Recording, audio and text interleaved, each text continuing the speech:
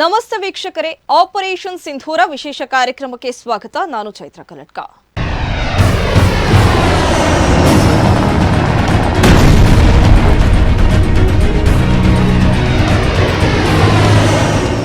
ಹೋಗು ಮೋದಿಗೆ ಹೇಳು ಎಂದಿದ್ದೇ ತಪ್ಪಾಯಿತು. ಪೆಹಲ್ಗಾಮ್ನಿಂದ ಮಟನ್ ಪಲಾವ್ ಆಯಿತು ಪಾಕಿಸ್ತಾನ. 1947ರಲ್ಲಿ ವಿಭಜನೆ ಆದಂದಿನಿಂದ ಭಾರತಕ್ಕೆ ಮಗ್ಗುಲ ಮುಳ್ಳಾಗಿ ಕಾಡುತ್ತಿರುವ ನೆರೆ ದೇಶ ಪಾಕಿಸ್ತಾನ ಅದೀಗ ತನ್ನ ಧರ್ಮ ವಿಸ್ತರಣಾವಾದದ ಉದ್ದೇಶದಿಂದ ಮಿಲಿಟರಿ ಶಕ್ತ ರಾಷ್ಟ್ರ ಭಾರತವನ್ನ ಕೆಣಕಿ ಹೈರಾಣಾಗಿದೆ. ಪೆಹಲ್ಗಾಮ್ ಭಯೋತ್ಪಾದಕ ದಾಳಿಗೆ ಪ್ರತೀಕಾರವಾಗಿ ಭಾರತ ತನ್ನ ಭೌಗೋಳಿಕ ನೆಲೆಯಿಂದ ಪಾಕಿಸ್ತಾನದ ಒಳಗೆ 100 ಕಿಲೋಮೀಟರ್ ದೂರದಲ್ಲಿರುವ ಭಯೋತ್ಪಾದಕ ಕೇಂದ್ರಗಳನ್ನು ನಾಶ ಮಾಡಿದೆ. ಕೆಣಕಲು ಹೋದ ಪಾಕಿಸ್ತಾನದ ಸ್ಥಿತಿ ಈಗ ಮಟನ್ ಪಲಾವ್ ಆಗಿ ಬೇಯುವಂತಾಗಿದೆ. ಇಲ್ಲದೆ ಪೆಹಲ್ಗಾಮ್ನಿಂದಾಗಿ ಮಟನ್ ಪಲಾವ್ ಆಗುತ್ತಿರುವ ಪಾಕಿಸ್ತಾನದ ಕುರಿತ ಒಂದು ವಿಶ್ಲೇಷಣಾ ವರದಿ.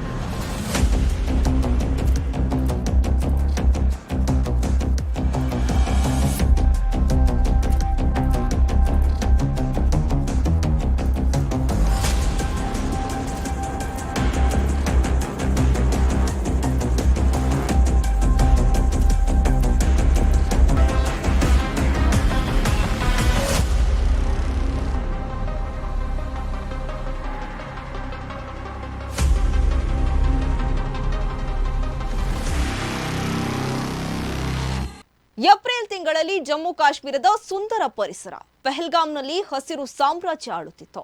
ಹಿನ್ನೆಲೆಯ ಬೆಟ್ಟಗಳು ಹಿಮದಿಂದಾಗಿ ಬೆಳ್ಳಿಯ ಬೃಹತ್ ಗಟ್ಟಿಗಳಾಗಿ ಕಾಣುತ್ತಿದ್ವು. ದೇಶದ ಬೇರೆ ಬೇರೆ ರಾಜ್ಯಗಳಿಂದ ಬಂದ ಪ್ರವಾಸಿಗರು ಆ ಪರಿಸರದಲ್ಲಿ ಖುಷಿಯಿಂದಿದ್ರು.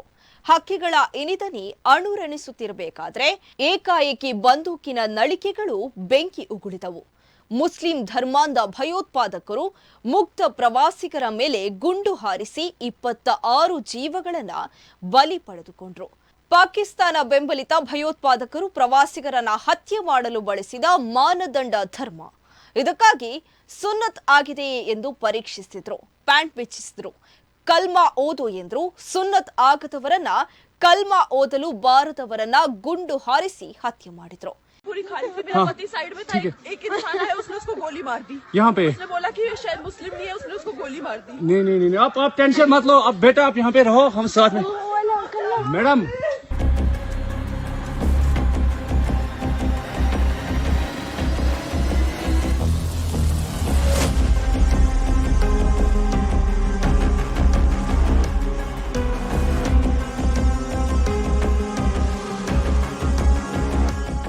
ಗಂಡನನ್ನ ಹತ್ಯೆ ಮಾಡಿದ್ರಿ, ನಾನು ಹೇಗೆ ಬದುಕಲಿ, ನನ್ನನ್ನ ಕೊಲ್ಲಿ ಎಂದ ಮಹಿಳೆಗೆ ಹೋಗಿ ಮೋದಿಗೆ ಹೇಳು ಎಂದ್ರು.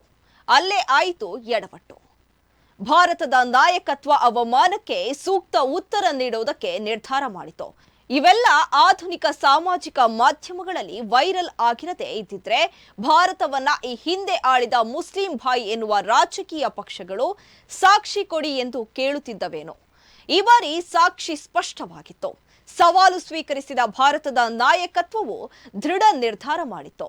ಇದು ಇತ್ಯರ್ಥ ಆಗಿಯೇ ಹೋಗಲಿ ಎಂದು ವಿದೇಶ ಪ್ರವಾಸ ಅರ್ಧದಲ್ಲಿಯೇ ಮೊಟಕು ಮಾಡಿ ಬಂದ ಪ್ರಧಾನಮಂತ್ರಿ ನರೇಂದ್ರ ಮೋದಿ ಸಭೆಗಳನ್ನ ವಿಮಾನ ನಿಲ್ದಾಣದಿಂದಲೇ ಆರಂಭ ಮಾಡಿದ್ರು.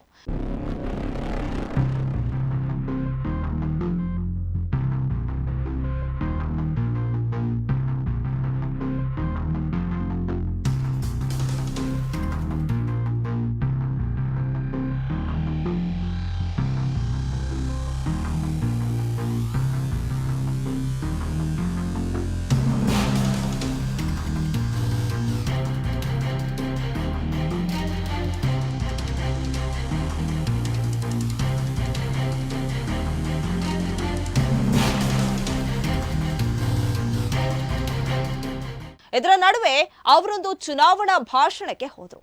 ತಗೊಳ್ಳಿ, ಕಾಂಗ್ರೆಸ್ ದೊಡ್ಡ ಬೊಬ್ಬೆ ಹಾಕಿತು. ಮೋದಿ ಚುನಾವಣೆ ಗೆಲ್ಲಲು ಈ ದಾಳಿ ಮಾಡಿಸಿದ್ದಾರೆ ಎಂಬಲ್ಲಿಯವರೆಗೆ ಕಾಂಗ್ರೆಸ್ ನಾಯಕರು ಆಕಾಶದತ್ತ ಮುಖ ಮಾಡಿ ಅರ್ಚಿದ್ರು. ಉಗುಳು ಅವರ ಮುಖಕ್ಕೆ ಬಿತ್ತು. ಕಾಂಗ್ರೆಸ್ ಅಧ್ಯಕ್ಷ ಸನ್ಮಾನ್ಯ ಮಲ್ಲಿಕಾರ್ಜುನ ಖರ್ಗೆ ಅವರು ಮೋದಿ ಅವರಿಗೆ ಗುಪ್ತಚರ್ಯೆ ಮಾಹಿತಿ ಇತ್ತು. ಅದಕ್ಕಾಗಿ ಅವರು ಕಾಶ್ಮೀರ ಪ್ರವಾಸ ರದ್ದು ಮಾಡಿದ್ರು. ಈಗ ಮುಗ್ಧರನ್ನ ಬಲಿಗೊಟ್ರು ಎಂದು ವೇದಿಕೆಗಳಲ್ಲಿ ತಮ್ಮದೇ ಘನ ಗಂಭೀರ ಮಾತುಗಳಲ್ಲಿ ಘೋಷಿಸತೊಡಗಿದ್ರು.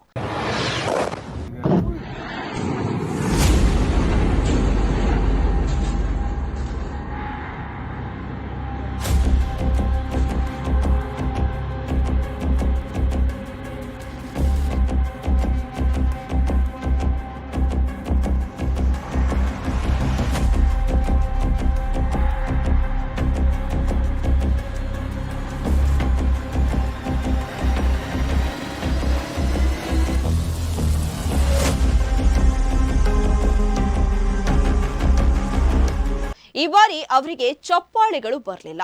ಭಾರತದ ಪ್ರಧಾನಮಂತ್ರಿ ಖರ್ಗೆ ಮಾತಿಗೆ ಉತ್ತರಿಸಲಿಲ್ಲ. ಸರ್ವ ಪಕ್ಷ ಸಭೆಗೆ ಮೋದಿ ಗೈರಾಗಿರುವುದಕ್ಕೂ ಕಾಂಗ್ರೆಸ್ ಲೇವಡಿ ಮಾಡಿತು. ಗಾಯಬ್ ಎಂದು ಸೋಷಿಯಲ್ ಮೀಡಿಯಾ ಪೋಸ್ಟ್ ಹಾಕಿತು.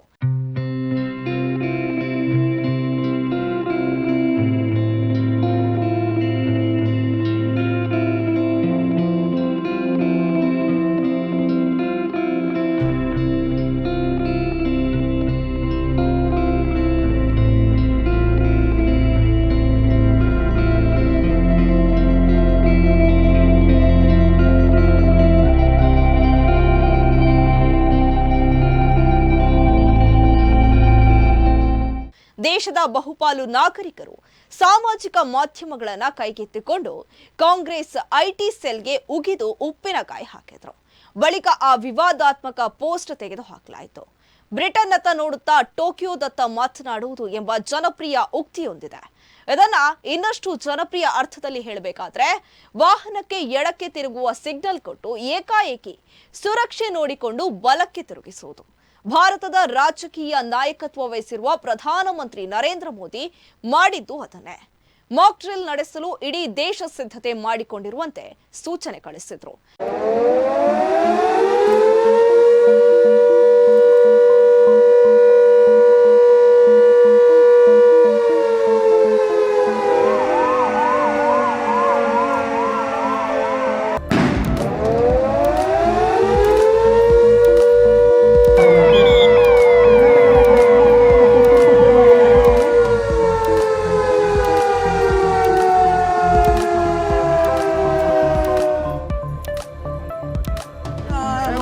ಐಲ್ಯಾಂಡ್ ಅಲ್ಲಿ ಸಿಲುಕೊಂಡಿರುವ ಸಂತ್ರಸ್ತರನ್ನು ಮತ್ತು ಗಾಯಾಳುಗಳನ್ನು ರಕ್ಷಿಸಲು ತೆರಳುತ್ತಿರುವ ಪೌರ ರಕ್ಷಣೆ ಮತ್ತು ಗೃಹ ರಕ್ಷಕ ದಳದ ರಕ್ಷಣಾ ತಂಡ.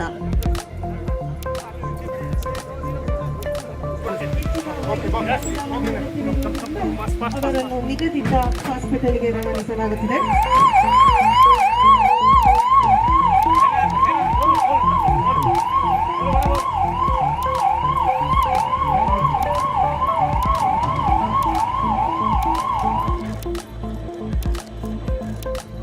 ಗಾಯಾಳುವನ್ನು ಸ್ಟ್ರೆಚರ್ ಲ್ಯಾಶಿಂಗ್ ಮೂಲಕ ಸೆಕ್ಯೂರ್ ಮಾಡಿದ ನಂತರ ಅವರನ್ನು ಸುರಕ್ಷಿತವಾಗಿ ಕೆಳಗೆ ಇಳಿಸಲಾಗುತ್ತದೆ.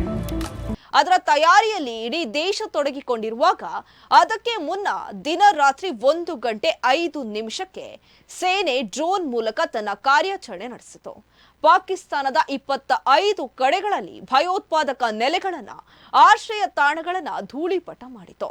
ಎಲೆಕ್ಷನ್ ಸ್ಟಂಟ್ ಎನ್ನುತ್ತಿದ್ದ ಮೋದಿ ವಿರೋಧಿಗಳಿಗೆ ನಿಖರ ಸಾಕ್ಷ್ಯಾಧಾರ ಸಮೇತ ಭಾರತದ ಜಾತ್ಯತೀತ ಸೇನೆ ಉತ್ತರ ನೀಡಿತು.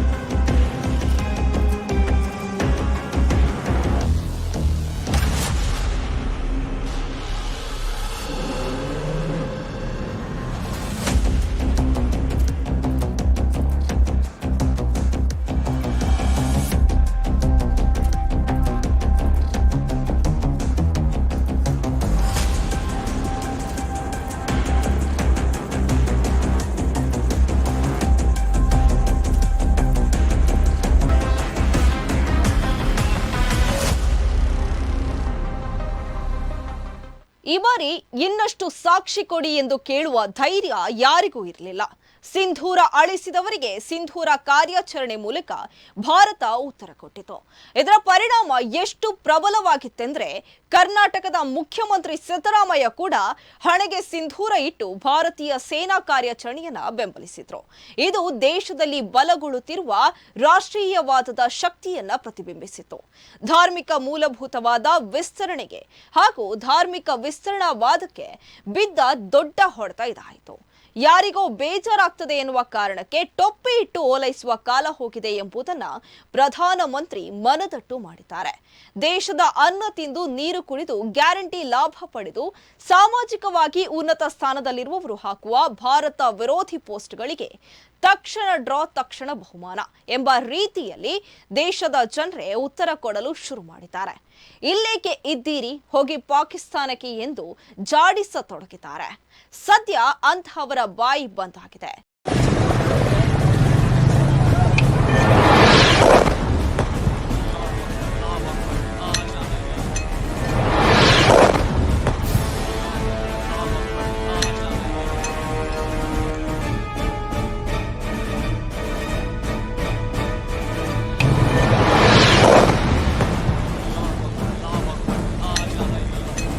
ಭಾರತದಲ್ಲಿಯ ಮಸೀದಿಗಳು ಶುಕ್ರವಾರದ ನಮಾಜಿನಲ್ಲಿ ಭಾರತದ ಸೈನ್ಯಕ್ಕೆ ಜಯವಾಗಲಿ ಎಂದು ಪ್ರಾರ್ಥನೆ ಸಲ್ಲಿಸುತ್ತಿವೆ. 2047ರಲ್ಲಿ ವಿಕಸಿತ ಭಾರತದತ್ತ ಪ್ರಯಾಣ ಆರಂಭಗೊಂಡಿದೆ. ಭಾರತದ ಡೋಂಗಿ ಜಾತ್ಯತೀತವಾದಿಗಳಿಗೆ ನಿಜವಾದ ಭಯ ಆರಂಭವಾಗಿದೆ. ತಾವು ಭಾರತದಲ್ಲಿ ಹುಟ್ಟಿರುವುದೇ ಹಿಂದೂ ಧರ್ಮವನ್ನ ದೂರಲಿಕ್ಕೆ ಎಂಬುದನ್ನ ಶತಸಿದ್ಧ ಮಾಡಿಕೊಂಡಿದ್ದವರು ದೇಶ ಪ್ರೇಮದ ಭಜನೆ ಮಾಡುವಂತಾಗಿದೆ. ಜಗತ್ತು ತನಗೆ ಬೆಂಬಲ ನೀಡಬಹುದು ಎಂದು ನಂಬಿದ್ದ ಪಾಕಿಸ್ತಾನ ಮಟನ್ ಪಲಾವ್ ಆಗಿ ಬೇಯುತ್ತಿದೆ. ಬೇಕಿತ್ತ ಇದು ನೆಟ್ಟಗೆ ತನ್ನ ಪ್ರಜೆಗಳಿಗೆ ಅನ್ನ, ನೀರು, ಆರೋಗ್ಯ, ಶಿಕ್ಷಣ ಕೊಡುವ ಕೆಲಸ ಬಿಟ್ಟು ಭಯೋತ್ಪಾದಕರಿಗೆ ಬೆಂಬಲ ಕೊಟ್ಟ ಪಾಕಿಸ್ತಾನ ತನ್ನ ಕಾಲ ಮೇಲೆ ತಾನೇ ಕಲ್ಲು ಹೊತ್ತು ಹಾಕಿದೆ.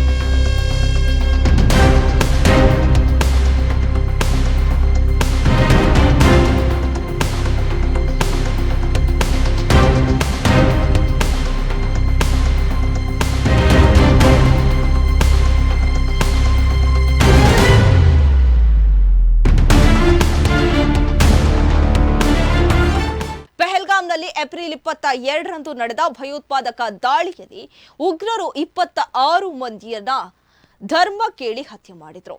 ಹತರಾದವರಲ್ಲಿ ಓರ್ವರು ನೇಪಾಳಿ, ಬಹುತೇಕ ಮಂದಿ ಪ್ರವಾಸಿಗರು. ಅಂದು ಮುಸ್ಲಿಂ ಭಯೋತ್ಪಾದಕರು ಭಾರತೀಯರು ಪವಿತ್ರ ಧಾರ್ಮಿಕ ಸಂಕೇತ ಎಂದು ಭಾವಿಸಿದ್ದ ಮಹಿಳೆಯರು ಹಣೆಯ ಮೇಲೆ ಧರಿಸುವ ಸಿಂಧೂರವನ್ನ ಅಳಿಸಿದ್ರು. 2 ವಾರಗಳ ನಂತರ ಮೇ 7 ಬುಧವಾರ ರಾತ್ರಿ ಭಾರತ ಅದೇ ಪವಿತ್ರ ಸಿಂಧೂರದ ಹೆಸರಿನಲ್ಲಿ ಮಿಲಿಟರಿ ಕಾರ್ಯಾಚರಣೆ ಆರಂಭಿಸಿತ್ತು. ಈ 2 ವಾರಗಳ ಅವಧಿಯನ್ನ ಭಾರತ ರಾಜತಾಂತ್ರಿಕ ಕ್ರಮಗಳ ಮೂಲಕ ಪಾಕಿಸ್ತಾನವನ್ನ ಏಕಾಂಗಿ ಮಾಡಿತು. ನೀರು ನಿಲ್ಲಿಸಿತು, ಮುಖ್ಯ ಗಡಿಯನ್ನ ಮುಚ್ಚಿತು, ಪಾಕಿಗಳ ವೀಸಾ ರದ್ದು ಮಾಡಿತು, ಭಾರತದಲ್ಲಿರುವ ಪಾಕಿಸ್ತಾನಿಯರಿಗೆ ಭಾರತ ತೊರೆಯುವಂತೆ ಹೇಳಿತು. ಫೈನಲಿ ಮೇ 7ರ ರಾತ್ರಿ ಭಾರತದ ಭೂಮಿಯಲ್ಲೇ ನಿಂತು ಪಾಕಿಸ್ತಾನದ ಒಳಗೆ 100 ಕಿಲೋಮೀಟರ್ ದೂರದಲ್ಲಿದ್ದ ಉಗ್ರರ ನೆಲೆಗಳನ್ನ ಧ್ವಂಸ ಮಾಡಿತು ಮತ್ತು ಈ ಕಾರ್ಯಾಚರಣೆಯನ್ನ ಭಾರತ ತನ್ನ ನಾರಿ ಶಕ್ತಿಯ ಮೂಲಕವೇ ಜಗತ್ತಿಗೆ ಅಧಿಕೃತವಾಗಿ ವಿವರಿಸಿತು. ಮುಂದೆ ಏನು ಬರಲಿದೆ ಎಂಬುದು ಖಚಿತ, ಆದರೆ ಏನು ಎಂಬುದು ಖಚಿತವಿಲ್ಲ.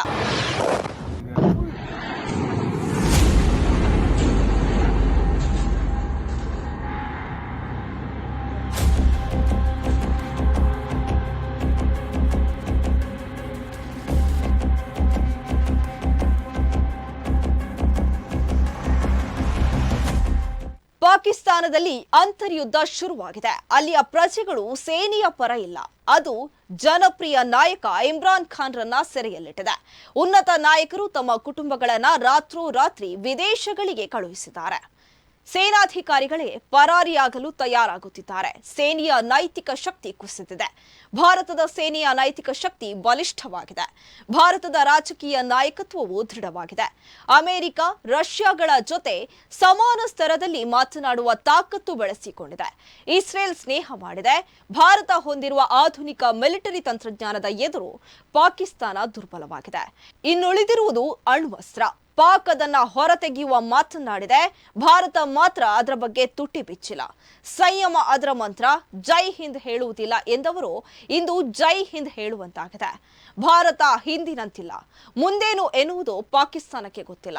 ಚೀನಾದ ವಸಾಹತು ಆದರೂ ಅದರಲ್ಲಿ ಅಚ್ಚರಿ ಇಲ್ಲ. ಒಟ್ಟಿನಲ್ಲಿ ಭಾರತ ಪಾಕಿಸ್ತಾನಕ್ಕೆ ನುಗ್ಗಿ ಹೊಡೆಯುತ್ತಿದ್ರು ಪಾಪಿ ಪಾಕಿಸ್ತಾನ ಮಾತ್ರ ತನ್ನ ನರಿ ಬುದ್ಧಿಯನ್ನ ಬಿಟ್ಟಿಲ್ಲ. ಈ ಯುದ್ಧ ಎಲ್ಲಿಗೆ ಹೋಗಿ ತಲುಪುತ್ತೋ ಎಂಬುದನ್ನ ಭಾರತೀಯರೆಲ್ಲರೂ ಕಾದು ನೋಡಬೇಕಾಗಿದೆ.